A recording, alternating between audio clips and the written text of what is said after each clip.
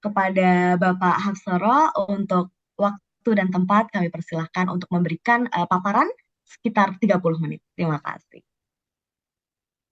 Terima kasih Mbak Dina. Mohon maaf, suara saya cukup jelas ya. Tadi soalnya Jelas Bapak, clear. komunikasinya kurang begitu stabil, suka putus-putus. Jelasin dikit ya. Oke. Terima kasih Pak Dubes Dian Jurid. Terima kasih juga atas undangannya ya. Mbak Dina, Pak Brilian Sena ini yang merasa terhormat. Soalnya yang ahli mengenai Iran itu adalah Pak Dian. Beliau tahu persis bagaimana kita menyampaikan posisi kita. Cuma pengalaman saya ini hanya barangkali hanya memantau aja, karena juga dampaknya kepada ASEAN, dampaknya kepada hukum laut ya. Saya barangkali hanya bisa share sedikit-sedikit. Mungkin saya nggak sampai 30 menit dalam hal ini ya. Saya mungkin memulai dari perkembangan terakhir mengenai konflik Amerika Serikat dan Iran. Tentunya Amerika juga dibantu oleh Israel ya. Jadi memang terakhir ini kita dengar bahwa situasi umum per hari ini ya, itu apa namanya, Amerika itu mengatakan tidak eh, memulai perang lagi dan sudah ada ceasefire.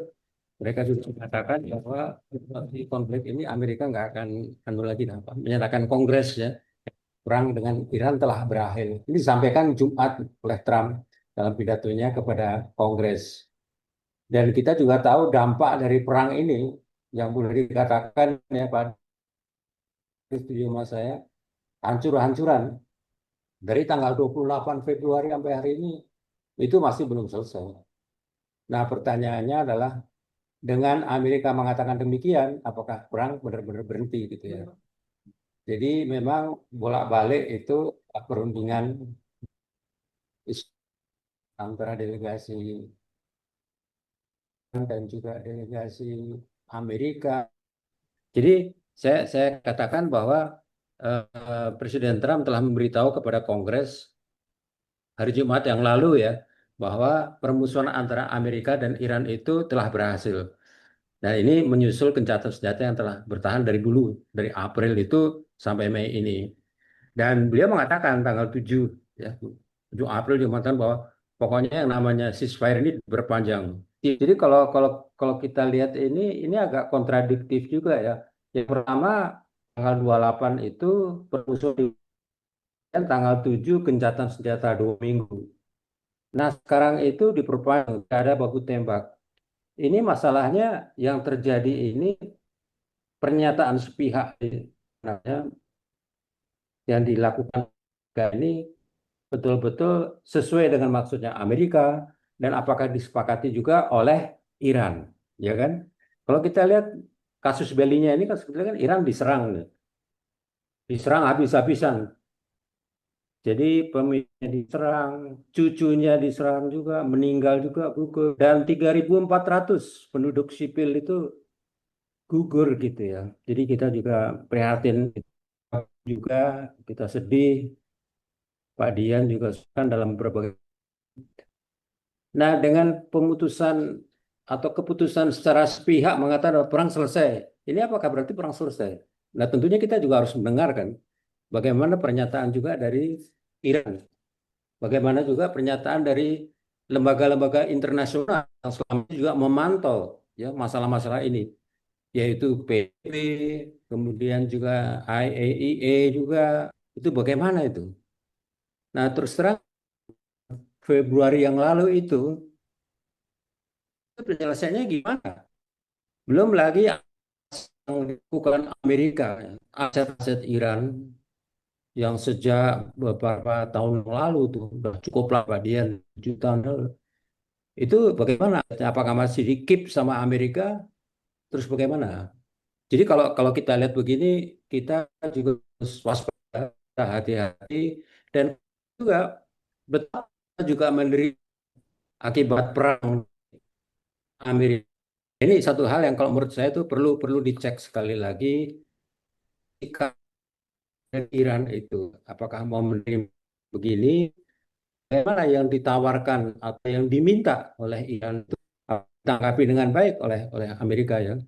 Jadi kalau kalau perlu kita kita dengarkan juga dari mereka dan sikap kita bagaimana. Jadi jadi sekali lagi masalah ya saya perhatikan apa yang harus kita lakukan. Kita sebagai negara anggota dan selama ini cukup aktif. Itu bagaimana dengan menghadapi situasi ini? Bagaimanapun juga yang kita lihat adalah masalah serangan ya yang mengakibatkan suatu negara lain terjajah dan situasi ekonominya tidak hanya kepada negara tersebut, tapi juga kepada negara lain, termasuk ASEAN juga, termasuk negara Asia. Jadi ini merupakan suatu hal yang perlu mendapatkan perhatian juga dari pemerintah kita. Oleh karena itu masukan dari kawan-kawan, kemudian juga saya rasa juga Pak Pak Dian ini yang telah mengetahui bagaimana. Jadi saya punya kesan ya, mohon maaf ini saya nggak mendahului siapapun juga. Apa yang disampaikan oleh Trump itu kemarin, ya pada hari Jumat tanggal 1 Mei itu ya, yaitu bagaimana dia menghadapi Kongres saja. Karena dia membalas Kongres, dia membalas apa yang diminta oleh Kongres bahwa setelah 60 hari kencatan itu gimana perkembangan selanjutnya. Karena nggak boleh suatu suatu perang itu berlangsung tanpa persetujuan dari Kongres gitu. Jadi kalau saya lihat ini beliau ya Pak Trump ini mendapatkan satu legitimasi politik. Jadi bilang ke Kongres bahwa perang sudah saya akhiri. Jadi jangan. Jadi kalau saya mengambil kredit ini, ambil mengatakan seolah saya menghentikan perang menjelang pemilu konteks nanti. Dan ini saya rasa juga kita harus tahu catatan seperti ini. Kelihatannya Indonesia ya. Kalau kita lihat Indonesia itu bagaimana kita dari dulu itu ya. Kita pendiri tahun 55 itu ada 10 Dasar-Sila Bandung itu yang jelas mengatakan bahwa tidak bergabung kepada tertentu, kita tertentu dan lain sebagainya. Itu kita yang mendirikan Indonesia dan kemudian dipahami negara dan inspiring ya, menyebabkan negara-negara lain itu terinspirasi negara-negara yang belum merdeka itu bisa bebas dari belenggu penjajah. Berikutnya juga kita adalah salah satu pelopor dari ASEAN ya Pak Dian ya. Jadi 4 negara itu Indonesia, Filipina, Malaysia, Thailand itu salah satu negara pelopor. Dan saya rasa nggak Pak pelopor ya atau pendiri, tapi juga penggerak juga. Gimana? Saya mengatakan demikian karena sekarang apa negara-negara ASEAN kita juga